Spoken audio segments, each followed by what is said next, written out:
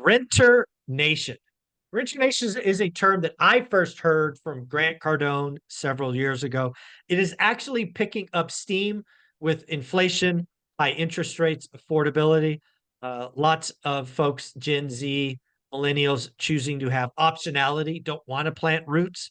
So we're going to have the conversation about Renter Nation with Casey from Brick by Brick and see if this is something she thinks that could actually happen. Casey, welcome back. How you doing?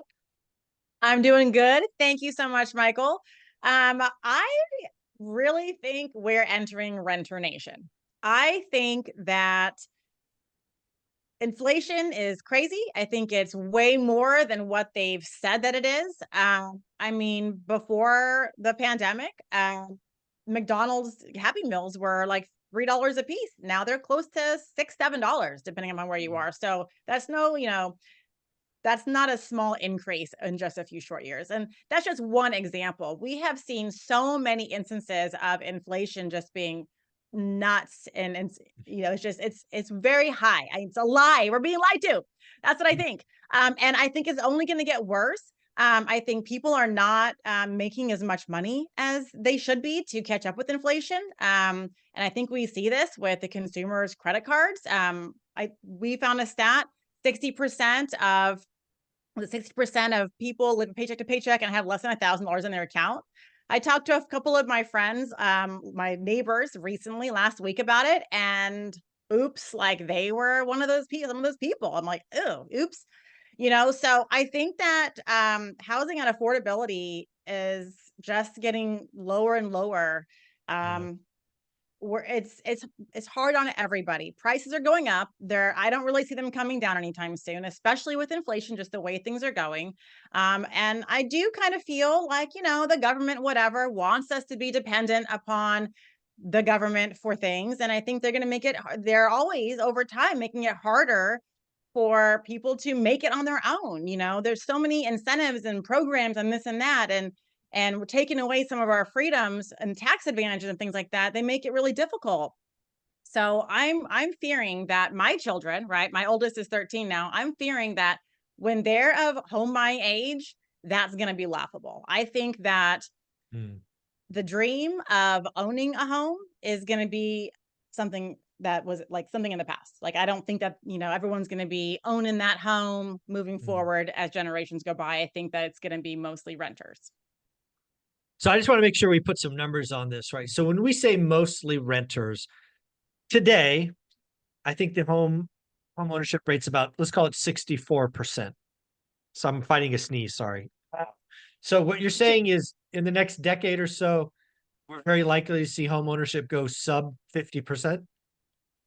I could see that. I'm terrible. I'm not the economist, but I'm seeing it happen. I'm seeing it more and more now. I mean, even Right. from 10 years ago when I was 30-ish and I moved here from California, my friends at that time, in their late 20s, early 30s, they were still renting. They were living with their parents until they got married and then they were renting, or maybe they were getting married and still living with their parents.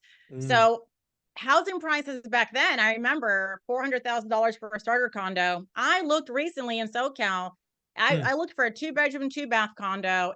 I mean, we're talking $600,000 for a Wow. 2 bedroom, 2 bathroom condo. And wages are not keeping up with that. $100,000 is still a good wage. And you're going to have to make a lot more than that to be able to afford a 2 bedroom starter condo, not to mention if you have a family, you need 3 bedrooms, heaven forbid. Yeah. Yeah. So I think there's a lot of folks that see renter nation as a real probability as the decades tick by. This won't be something that happens overnight, obviously. Um, as somebody who studied the economy, all the way back to the 1970s, I do have some hope. I do say I will agree that renter nation is possible, and if it happens, will be horrible. The American dream, home ownership, getting on the property ladder, is something that it has proven to be most people's path to wealth. So I agree, it's absolutely possible. But when I look back at history, there were actually years that were much less affordable than today, right? Today's horrible. Today's the worst of this century. but from like 81 to 85 was worse. And I do take some encouragement in that. And, transactions will stay low. From where I sit, I'll just be blunt. I only see one way out. I only see one way out not to have renter nation. If we don't do the following, we will have renter nation. So what am I suggesting? We need to take the average home, which currently sits at about 2,000 square feet, brand new home, right? New construction. We need to get the average new home to be somewhere between 1,000 and 1,200 square feet. And again, to have an average of 1,200, that means you have some 800, some 700. What I think has happened because we had 40 years of declining interest rates, which helped affordability, we also saw the average size of the home explode. So it's just math, folks. It's just math. It's unaffordable to build 4,000 square foot homes. The new homeowners, the millennials, the upcoming Gen Z, they can't afford 4,000 square foot homes. So stop building them. We need to give them something to buy. And it is just started. Lennar started with a wild idea of a 661 square foot home in San Antonio. I saw they built a 997 square foot somewhere around Sacramento. So it's starting. Huge if, home builders go that direction, we can get out of this. Because what hasn't been built the last 20 years? Entry level housing. After the housing crash, when all the builders got wrecked, they only built luxury because it was the only thing that penciled. The only way out, Casey, and I'm going to cross my fingers and hope it happens, is we just build smaller homes. If we build a smaller home at 950 square feet, you know what? A single person can buy that.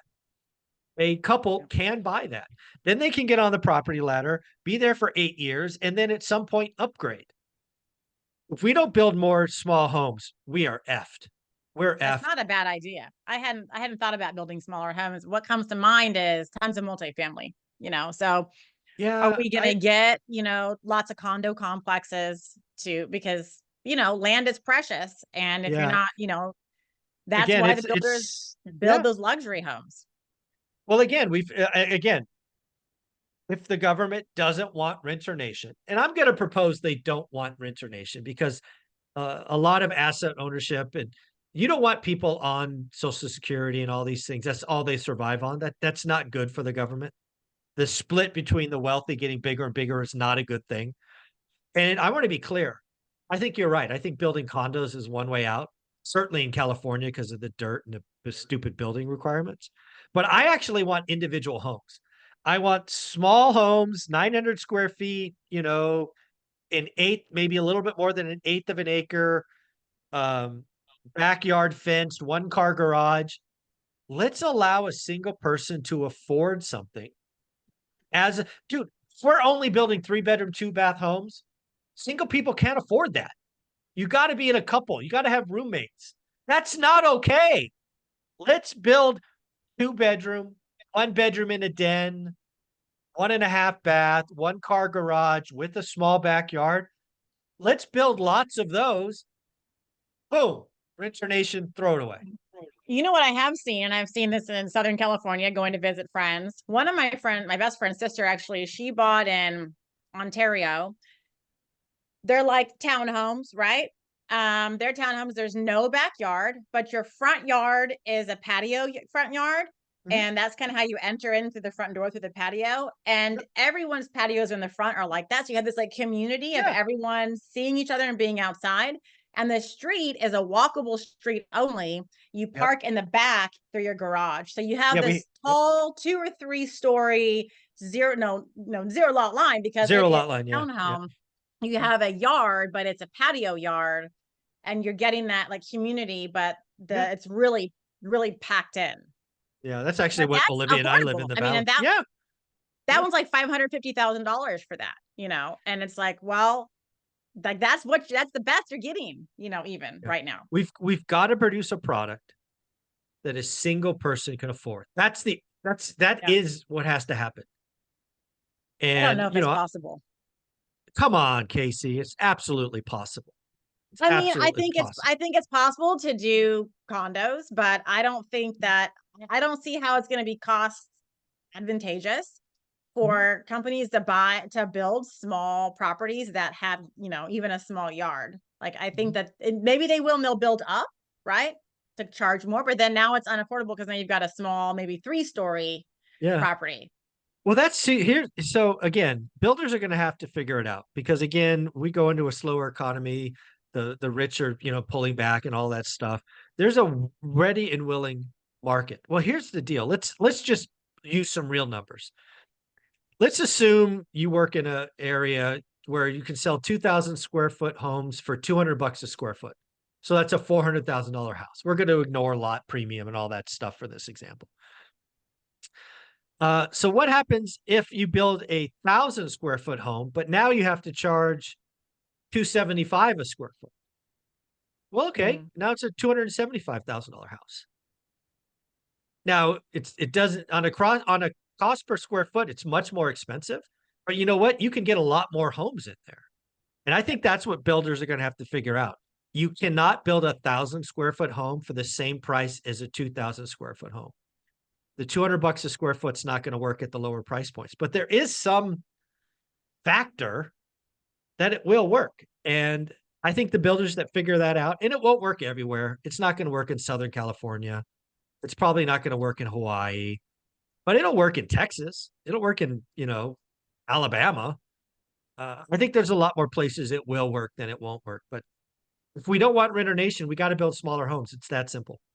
Yeah. I also wonder if maybe starting communities pretty far out from employment and kind of starting their own community there, their own Yeah. stores, their own. Yep. And I feel Work like I've from heard something home. about that Yeah. either in Arizona or New Mexico have some communities like that. Well, they're like far out from major employment, far out from the major city, but they have their own things. They have their own Mhm. commodities and stores, and they have more affordable housing because it's not as desirable because it's Mhm. far from the main drag. It's far, Yep. but it's affordable and you have your necessities there. And yeah, should you need to drive in and go to a concert or drive in and go to the water park, Yep. you're gonna drive an hour and a half, but Exactly. otherwise you can afford to buy your own house and you're living in this nice community with people that smaller, who Yeah. have the Absolutely. essentials.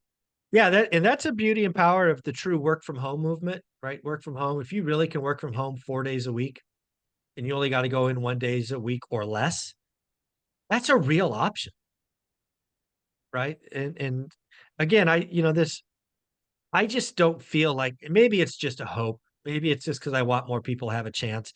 I don't think renter nation is it's not the base case scenario. It's certainly possible. It's a horrible outcome. But we're going to have to make some choices really soon. Push this idea of creating communities out where the dirt is cheaper, build smaller homes. It needs to happen soon for sure.